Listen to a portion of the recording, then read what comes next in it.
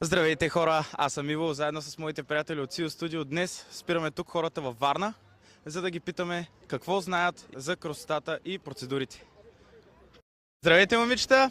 Здрасти! Можете ли да кажете 3 вида маникюр и ако кажете 3 вида, печелите награда?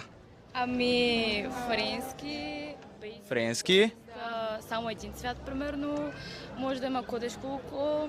Да. Релефни такива с Да, фигурки. може да има с елементи, примерно. супер добре, аз даже някои от тия маникюри честно казано не ги разбирам. Със сигурност печелите награда. Поздравления и на двете. Сега ще ви я дам. Ми приготвил една чанчика, в която има златна маска и терапия. Благодаря много, че участвахте, беше ми много приятно. Чао, лекичка! Здрасти! Съгласна ли си да те питам няколко бързи въпроса с цел да участваш за нова награда? Кой продукт за коса използваш, кой ти е любимия всъщност и защо? На Елсев беше някакъв балсам. Трябва да го видя. Добре, айде да видим. Добре, ще обясниш ли защо? Какво ти харесва в този продукт? Нека ме прави косата. Моята е много изтощена. Бях Да. и беше ужасно.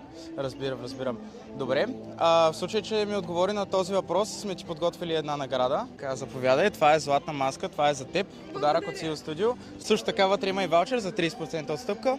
Така че ще се радвам да се видим направо там. Окей? Благодаря. Чао! Аз съм Иво. Крис, приятно ми.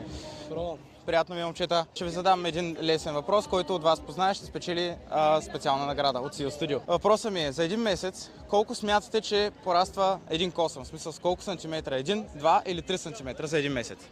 3. 3. Сигурен ли сте? Не, аз не съм сигурен. 2 казвам. 2.